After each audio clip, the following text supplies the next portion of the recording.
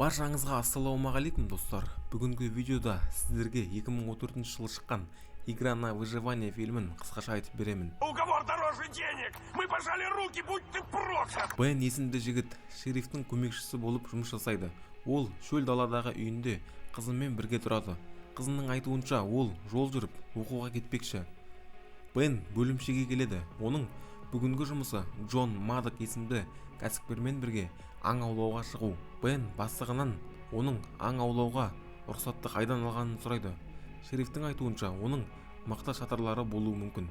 Бен оның мылтығын қарағаннан кейін олар шөл далаға шығып кетеді. Жолда әңгіме барысында Бен өзінің қызы жайлы айтып береді.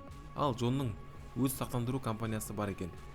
Шөл далаға келгенде олар аң аулауға жетіспей қалады, себебі қараңғы түсіп кетеді. Джонның айтуынша Беннің қызы оған адал емес, және оның полициядағы жұмысы түкке тұрғысыз екенін айтады. Бен оның отбасылық кәсіп екенін айтады. Ол ата-анасының қайтыс болғанын және адамдар бұл жақта өз қателіктерінен өліп қалатынын айтады. Сол себепті ол осы жерде. Таңертең Бен ұйқыдан тұра сала Джонмен аңшылыққа кетеді. Бен одан аң аулауға рұқсат қағазын сұрайды, бірақ ол оның орнына ақша ұсынады. Бен үндемей алып алады.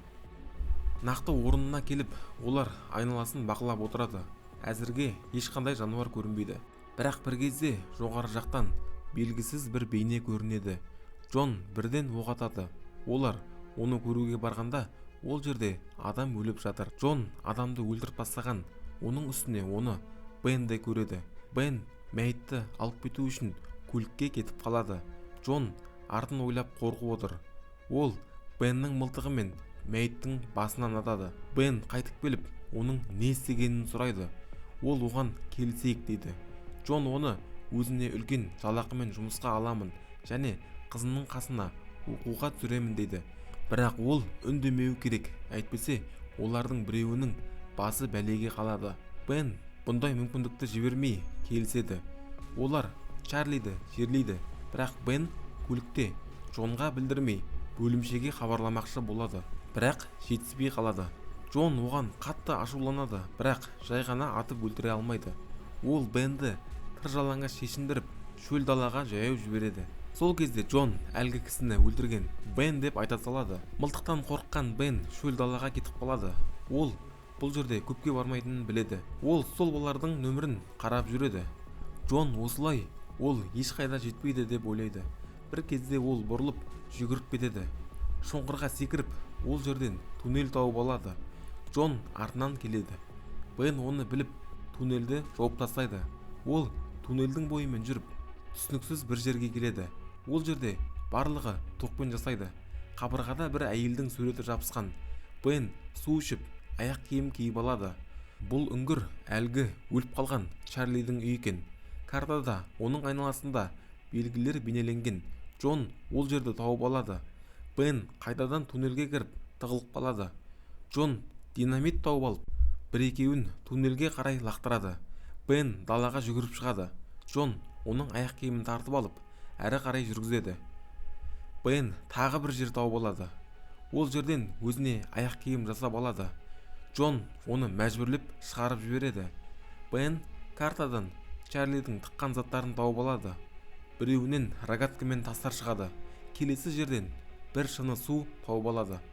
Ол енді іше бергенде Джон суын атып ұшырып жібереді. Бен шөл далада жүріп әлсірей бастайды. Оның үстіне Джон оның артынан еріп, оны жынды қылып жүр. Бен бір кезде қатты жүгіреді. Джон артынан келгенде оның іс-қимылсыз жатқанын көреді. Оның дәл қасына бірнеше рет оқ атады, бірақ ешқандай реакция жоқ. Джон оны өліп қалды деп ойлайды. Ол көлігіне отырып, келісім туралы сөйлеседі. Бірақ бір кезде Беннің тұрып алып, жүгіріп бара жатқанын көреді. Джон қатты ашуланып, оны атып өлтірмекші болады. Ешқандай оғы тимей, одан айырылып қалады.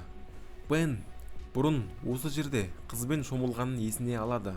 Бірақ қазір бұл жерде ешқандай су жоқ. Ол көңіл күйсіз жатып қалады. Түнде ол қатты тоңғаннан оянады. Манағы жерге бірталай су жиналған екен. Ал Джон көлігінің жарығымен оны күтіп тұр. Джон дәрет сындыру кезінде Бен оның көлігіне кіріп үлгереді. Киімін ұрлап алып, көліктің астына тығылып қалады. Джон есік ашылғанын біліп қалып, көлікпен бірден артқа жүреді. Бенді көреді. Ол тастардың артына тығылып қалады. Джон ол жерге динамит лақтырады. Мылтықпен де атып бастайды. Ол мылтығын оқтап жатқанда Бен жүгіріп келіп, рогаткамен басынан атып талдырады. Джон таңертең тұрғанда Бен оның тамақтарын жеп тұр.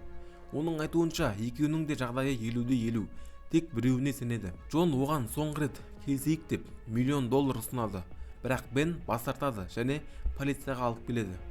Ол болған жайтты дәл солай айтып береді.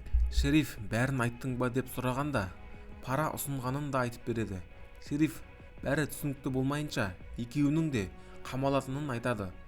Біраздан кейін шериф Джоннан пара алмай Бенді босатып жібереді. Джон Беннан ырзасың ба деп сұрайды. Содан кейін әжетханаға сұранады. Оны сатылып кеткен полиция апарады. Джон тікұшақпен ол жерден қашып кетеді. Бен қызымен кездесіп, олар бірге ұйықтайды. Джон кек алу үшін оған қайтып келеді. Бірақ Джонның қызы оны атып, қаруды Бенге береді. Бен оның шаруасын бітіреді. Осымен фильм аяқталады. Достар, егер видео ұнаса лайк басып, каналға тіркеліңіздер. Келесі видеода кездескенше.